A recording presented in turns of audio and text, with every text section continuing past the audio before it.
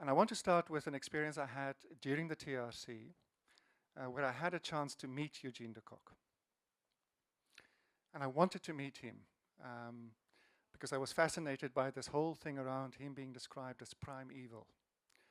And I was angry even at the time by the way in which politicians at the time and even the broader Afrikaans community were finding it quite convenient to scapegoat him, to describe him as a bad apple, to describe him as an exception, and not to identify with him as somebody who served within the South African police force, who served within Kufut, who was part of the border wars before he became the commander of the Vlakplaas heat squads. And all those roles were not individual roles, they were representative roles.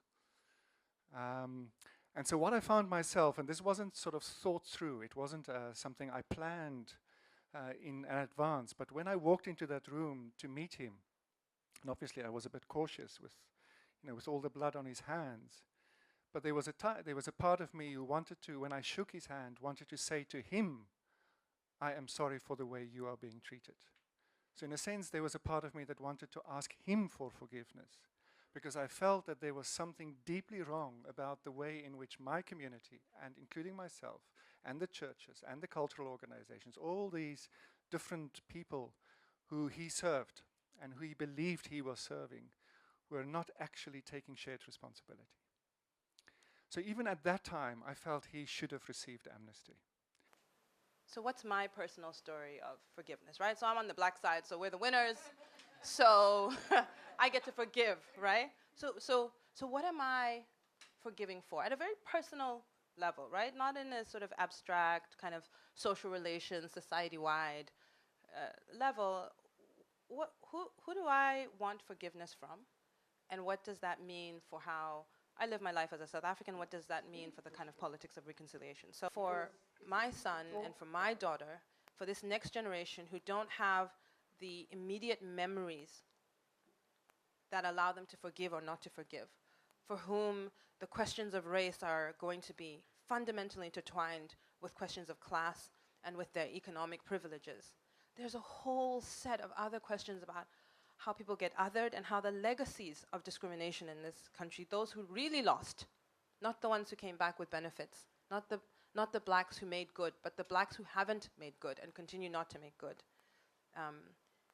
What the story about forgiveness for those families where intergenerational poverty and inequality are becoming more stark. So we see in the news today that we've got the largest numbers of unemployment that we've ever had before, that the stagnation of the economy has real consequences. And to not link those two conversations about forgiveness and conciliation or reconciliation and about privilege and the benefits for those of us who made it on top, regardless of race, understanding that those who have always been on top will always be whiter. Forgiveness sounds like, a word that concludes something. It's the end, it's a chapter, it's the closure, you move on. In fact, often people speak about forgive and forget. On the contrary, I think forgiveness is actually the beginning. It's an opening up rather than a closing and a moving on. It's an opening up. It's an opening up of the space of engagement. It's that first step of, I can actually connect with you now that I've heard your pain and you've heard mine, and you are thinking about what you did to me. It opens the space for us to engage. And that's always the challenging part. That's the most challenging part, is that beginning of trusting that I can stand in front of Wilhelm, despite the fact that his father is a Verwoerd, grandfather is a Verwoerd, and his father is a Verwoerd. I can stand and trust that if I open myself up, and he does too, something is going to emerge. I call forgiveness now in my new writing the emergence of the unexpected. Pumla, you mentioned that symbols are very important. And Nelson Mandela had tea with Willem's grandmother, I think. Would you say that if they had to release Clive Derby Lewis and Eugene de Kock, that those are symbols that will release a lot of goodwill at this present moment? I do not think that the release of a person like Clive Derby Lewis would be a symbol of anything. If anything, I think it will be undoing any healing that we have achieved so far. Why do I say that? The process of parole, in my view, I'm not talking about the legal aspects of it, but the process of returning someone back to the realm of moral humanity is suggestive of something that has changed, or at least that we have seen change to be taking place.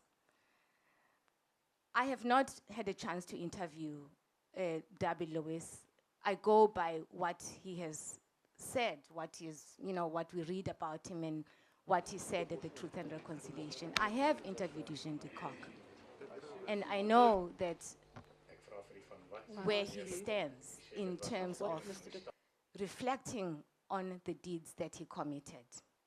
Mr. Verwoerd, white arrogance in South Africa. How do you deal with that? White arrogance explicitly shown in UCT recently, when UCT says we no longer consider black as a proxy of admission policy, but we accept disadvantagedness. White arrogance in Stellenbosch. How do you speak truth to that?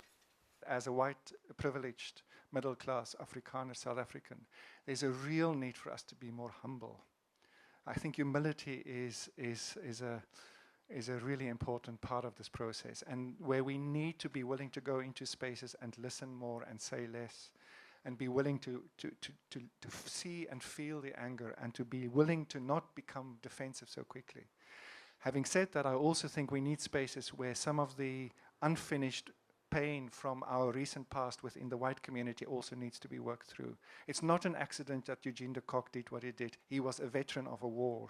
There are hundreds and thousands of white South Africans out there who went through the armed conscription thing, through the armies, families, hundreds and thousands of people. Earlier this week, SAFM, after a debate, had the question, should we have another Truth and Reconciliation Commission? I just want to hear what your thoughts are on that, given the kind of disparities that are making people go wider and wider apart. I think my answer to that would be that I don't think we need another national process in the way that the previous TRC took place. But I do think we need many, many, many similar kinds of processes at local levels.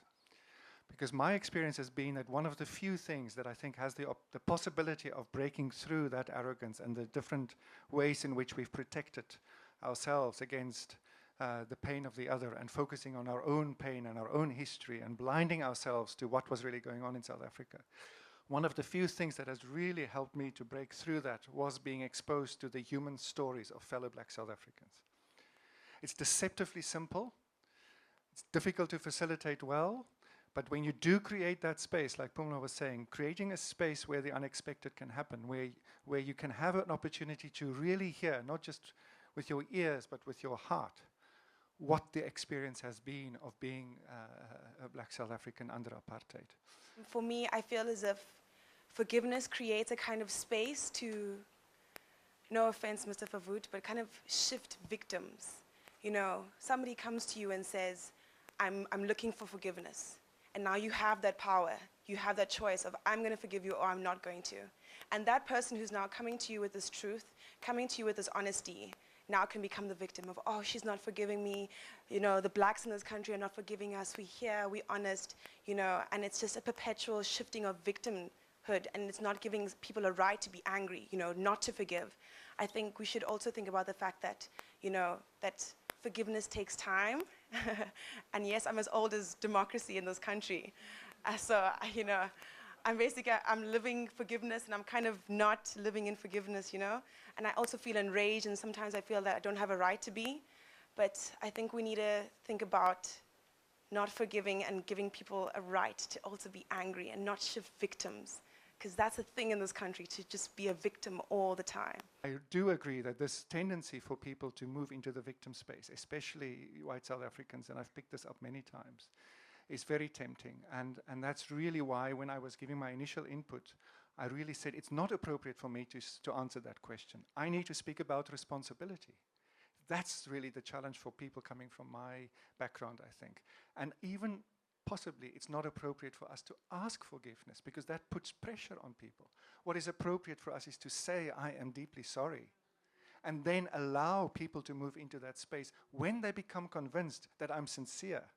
And the only way that they will become convinced that I'm sincere is if we address practical, real issues of socioeconomic inequality. So it feels to me like the thing that we need to focus on is the questions where race and economic injustice remain fundamentally intertwined, and that we need to deal with those as matters of policy and law, like yesterday, and that we need to not have conversations about race that are only about the personal. I love forgiveness, right? Because I can stand on a base of having a very secure home and a nice place to sleep, and lots of white people like me and I like them too, right? So that's easy. But what I am saying is that there is a need for a more complicated understanding that there is a place and space for people to be not just angry, but enraged, outraged. Like my colleagues here, I think the story of social justice, economic justice, needs to be brought back to the table. And these conversations are part of the way of doing that. There are, of course, protests that people themselves who are in need are doing it themselves. But we too, who sit in, quote unquote, these high places, we ought to raise our voices and make a contribution so that in the end, we are not, we don't seem to be the white South Africans who looked the other way. We have an equal responsibility. You speak about responsibility so powerfully, Wilhelm. The responsibility rests on all of us, including black middle class, because we are beneficiaries of the new South Africa, wherever we are, whether we are at university or we have professional jobs. We are the new beneficiaries of privilege in South Africa, and we ought to face the music and take responsibility too.